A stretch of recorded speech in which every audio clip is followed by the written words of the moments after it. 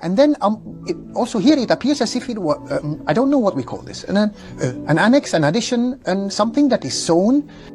Yes, exactly, a little patch that reminds me of a very special person. Explain yourself.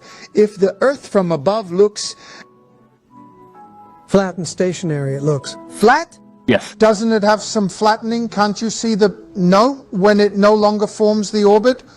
The curvature is seen when the camera is a fisheye lens, like the one used by the guy who jumped from Red Bull. Yes, there you do see the curvature, but if the camera is a normal one, everything looks straight. How many are allowed to fly at the maximum altitude?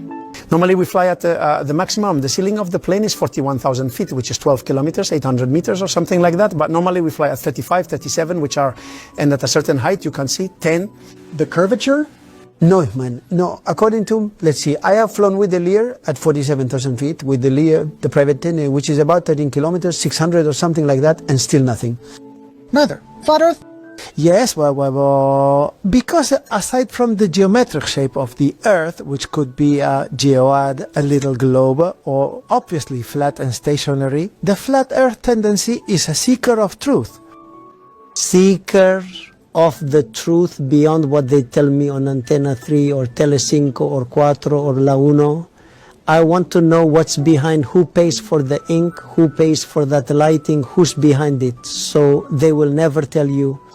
They will never tell you that they have approved the new national security law. They won't tell you this, not them, in which if the state declares a state of emergency, they can take that from you and your assets. If you read the official state gazette every day, you will read it. But nowadays, guys, the official state gazette is complicated for us to read.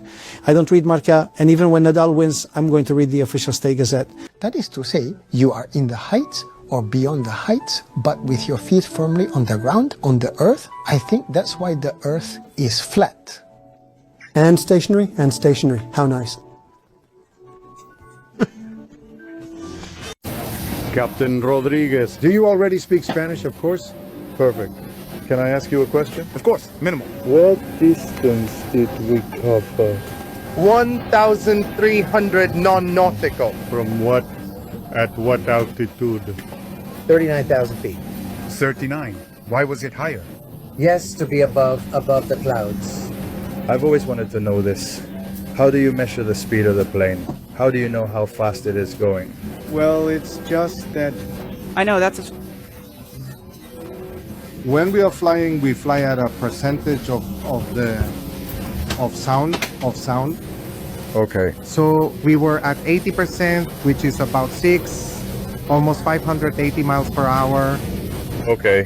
A number we already know. Perfect. The controversial question. There is a debate now on YouTube especially where people are questioning whether the curvature of the Earth is observable or not observable.